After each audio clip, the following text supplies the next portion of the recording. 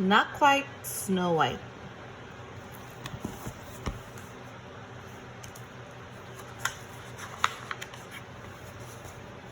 For Tamika, it was always the right time and place to dance and sing.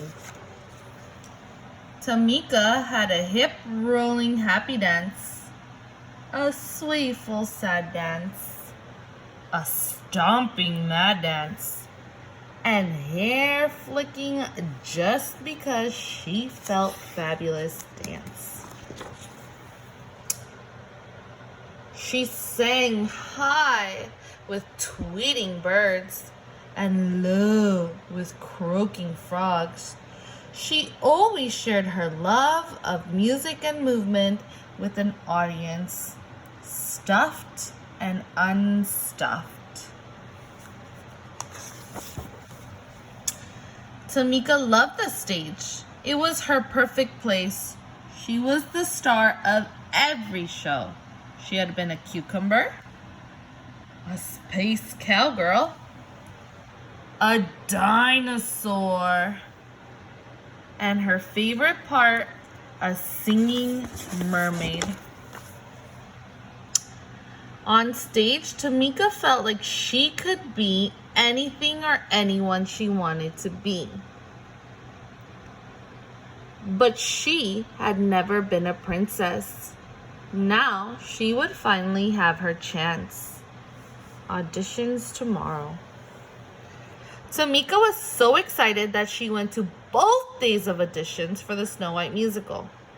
On the first day, she arrived super early. She helped friends with their lines and kept count for the dancers and shooed the butterflies from nervous tummies so songs could be sung. That means that people were nervous and she made them feel better. After audition, Tamika heard some of the other kids whispering, "She can't be Snow White. She's too tall. She's much too tubby. And she's too brown." No, what is Tamika feeling right now? Yeah, she's devastated. That's mean. Tamika looked at her legs. They were long. Maybe the kids were right. A princess shouldn't be taller than her prince, should she? She looked at her belly. Maybe what the kids said was true. She could not remember any chubby princesses. Tamika looked at her skin. She was brown. How could a girl with brown skin play a princess like Snow White? Could those kids be wrong? Maybe she was wrong for wanting to be a princess. Look how sad she is. Those kids are being so mean.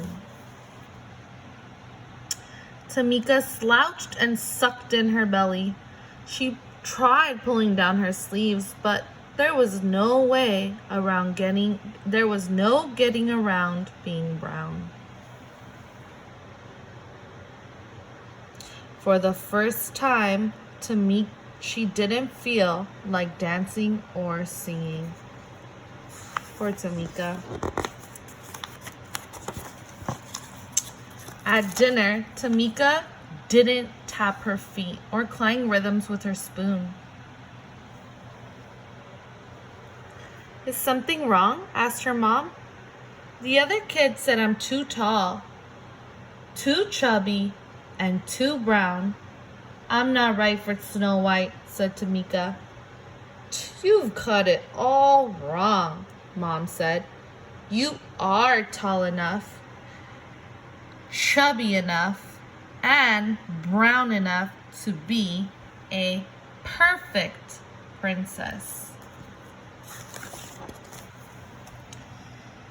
"Besides," said her dad, "Snow White is just pretend. You've always been my real princess. You're just enough of all the right stuff." He kissed her forehead. Tamika smiled. Maybe her parents were onto something. At the audition the next day, Tamika watched all the other kids get on stage and do their best. It was Tamika's turn. At last she remembered what her parents had said, but her long legs were a little jittery. What do you think's gonna happen? She closed her eyes and imagined she was singing and dancing for her favorite audience of friends, stuffed and unstuffed. Then she remembered the joy she felt when performing. Tamika knew she could do it.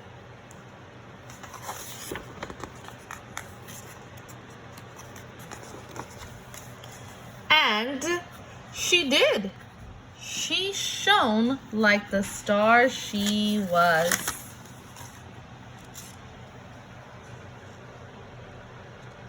She could act, she could dance, she could sing.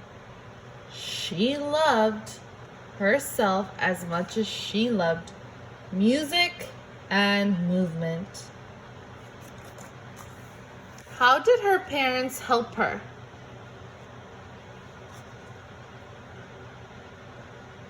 Yeah, her parents told her she was perfect, and it made her feel better, and it made her be able to do her best. Tamika was a perfectly poised princess. When her audition was over, Tamika looked out to the smiling faces. Tamika wasn't too much of anything.